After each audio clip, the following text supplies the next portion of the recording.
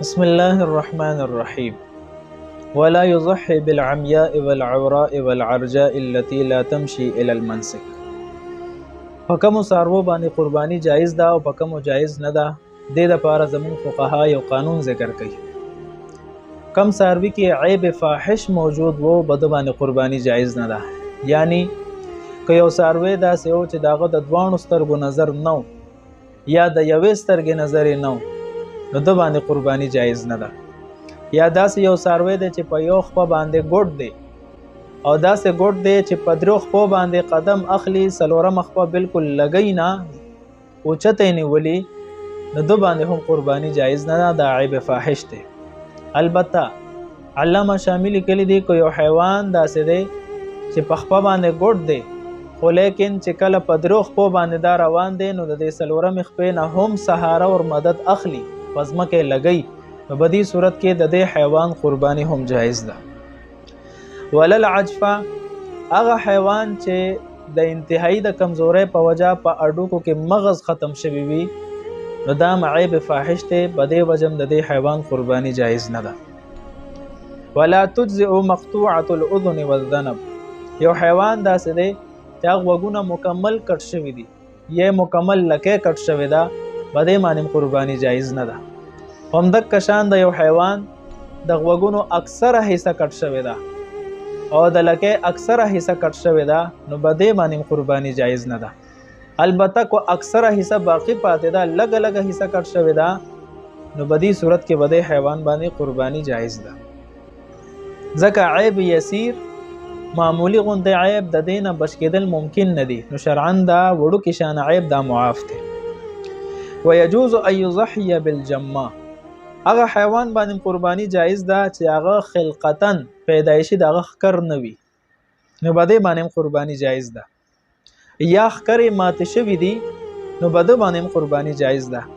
البته علامه شاملی کلی دی کو چرته خکر داسې مات شوی چې د خکر اثر د دې مزغو ته او مغز ته رسیدلو نو بیا دا عیب فاحش دی، بده باندې قرباني جایز نه ده. والخسی هغه حیوان چې هغه اندام مخصوص ټکول شوی وي نو د داسې حیوان قرباني هم جایز ده، بلکې مستحب ده. نبی کریم صلی الله علیه وسلم نه ثابت دی چې نبی علیه الصلاۃ والسلام ضحى بکبشین املحین موجوعین، د داسو دوه ګډانو ذبح به کوله، قرباني به کوله چې ابا خصیبو، نو دې سره د دې د غوخه خوندور او لذیذ شي، نو بالکل د خصی حیوان قرباني جایز ده. والثولا او د لیونی حیوان هم قرباني جایز ده، خو لیکن داسې لیونی وي چې غیا او خوراک پیجنی او کولی شي، خو لیکن لیونتوب داسې حد ته رسیدلو چې خوراک او غیا نه پیجنی نو دا عیب فاحش دی، بده باندې هم قرباني جایز نه ده. والجرباء هغه حیوان چې هغه باندې د خارخ مرض لګیدلی وي خو لیکن د خارخ مرض د سرمنې پورې محدود دی، غوښې ته د دې اثر نه دی رسیدلی او سربه دی، نو په دې حیوان باندې هم قرباني جایز ده. او کو د خارخ اثر غوښې ته رسیدلو او انتهایی کمزوري کړو نو دا عیب فاحش دی، په دې وجه د دې حیوان قرباني هم جایز نه ده. حتما هغه حیوان ته وایي چې دغه غاښونه بالکل نشته، نو دې کې زمونږ د فقهاو مختلف اقوال دي. مفتابه قول مطابق کو چرته اکثر غاښونه د حیوان موجود وو او کم غاښونه لړ شوي او مات شوي وو نو په دې صورت کې به د حیوان قرباني جایز ده، او کو اکثر غاښونه لړ شوي لږ پاتې وو نو په دې صورت کې دا عیب فاحش دی، په دې حیوان قرباني جایز نه ده. بل قسم حیوان جلاله و عربی کې وای هغه حیوان دی چې ګندګي خوري پاکي نه خوري، نو په دې باندې هم قرباني دراغه پورې جایز نه ده، سو پورې چې د دې خېټ نه د ګندګي اثر وته نه. بیا زمون فقهاو لیکلي دي کو چرته یو حیوان مثلا اوخ دی هغه په ګندګي خوراک باندې عادت شوی دی، پاکي نه خوري، نو 40 ورځې پورې به دا عمده سه اوساتل شي، خوراک سکاک په نه کوي چې دا غټو بولو د وړو کې بولو په ذریعه سره د دینه دا ګندګي اوزي، دا غي نه پس به دا پاک شي، بیا په قرباني جایز ده. او کو غوا می خوا نو د 100 ورځې پورې به اوګه وساتي، چې دا غټو بولو د وړوکو بولو په ذریعه سره دا ګندګي د خېټې نه وځي نو بیا په قرباني جایز کیږي. او کو ګډي بيزي وي نو د لپاره علامه شامل 10 ورځې لیکلي دي چې 10 ورځې پورې په خوراک نه کول کیږي چې د خېټې نه دا ګندګي وځي دا غي نه پس په بیا قرباني جایز شي. او کو یو حیوان د سوي چې ګندګي مخوري وسره پاکي مخوري غیام خوري وسره نو د باره کې زمون فقها فرمایي چې د حیوان باندې قرباني جایز ده. یو حیوان دا سره چې هغه مجبوب دی یعنی جفتی نشي کولی د بل حیوان سره ملاویدې نشي نو بده باندې هم قرباني جایز ده. دا عیب یسیر دی. یو حیوان دا سره دی چې هغه بچی نشي راوړلی حامل کېدی نشي غوا دا میخه ده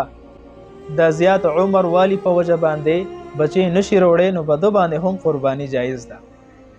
په ګډو بيزو کې دا یو مسله ده کو ګډو بيزو کې یو ګډه بيزه د سوا چې جبه مکمل نه و نو بده باندې هم قرباني جایز ده. البته غوا میخه کې کو د سه حیوان وو چې داغه جبه نه و نو بده باندې قرباني جایز نه ده. وجه فقها دا بیانې چې دا غوا او میخه دی د جبه په ذریعہ سره خوراک کوي نو جبه مستقل عضو ده نو کو دا تلف شو او ضایع شو نو دا عیب فاحش ته بده باندې قرباني جایز نه ده. پاد شو ګډي بيزي نو دوی د جبه په ذریعہ سره خوراک نه کوي د غاخونو په ذریعہ سره خوراک کوي نو جبه د دې لپاره مستقل عضو نه ده نو عیب یسیر کې راځي فاحش کې ناراضي نو د سه حیوان باندې بیا ګډي بيزه چې وي چې جبه نه قرباني په جایز ده. دا څومره عیوب ذکر شو دا هغه وخت کې معتبر دي چې کله انسان د قرباني د لپاره ساروي اخلي او دا عیبونه موجود و پکې نو په دغه حیوان قرباني جایز نه ده. د شرا په وخت کې کو یو انسان مثلا یو ساروی واغستو بالکل صحیح سالم د عیبونو نه پاکو بیا رستو بده کې عیب پیدا شو نو اوس دو صورت دي دا سړی بیا صاحب نصاب مالدار بوي یا به غریب وي چې قرباني به واجب نه کو مالدارو نو د باندې د بل ساروی قرباني واجب ده دغه ساروی دی دا کم چې رستو عیبدار شوی دی دا د خرڅ کی بل ساروی به اخلي. او کو فقیر وو نو چونکه فقیر د پاره دا قانون دی چې د باندې قرباني واجب نه ده خو لیکن کله چې د قرباني په نیت سره ساروی واغستو نو دغه ساروی قرباني په واجب شو نو د قرباني په نیت سره دا ساروی اغستره هم دکا عیبدار ساروی به ذبح کوي او کو مالدار نو بل ساروی به اخلي. دویم صورت دا کو یو انسان د قرباني ساروی واخلي او هغه ته مړ شي د قرباني د ورځو نه مخکې نو کو شرط دا انسان مالدار وي نو د لپاره د باندې لازم دی چې بل ساروی به اخلي او ذبح کوي. او کو دا فقیر وو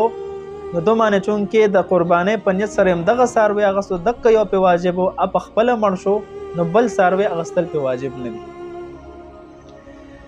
دریم صورت دا کو یو سړی ساروی واغستو رخ شوته یا ته چا پټ کړو او د لاړو بل ساروی واغستو بیا اتفاقی د قرباني په ورځو کې اغاولنې ساروی هم پیدا شو نو اوس به آیا دوانه ذبح کوي کنه یو به ذبح کوي نو دې کې دا مسله ده کو دا سړی مالدار او صاحب نصاب قرباني په واجب وا نو دو باندې به د دوه سارو کې د یو ذبح کول واجب دي د یو په واجب نه دی بل خرڅول شي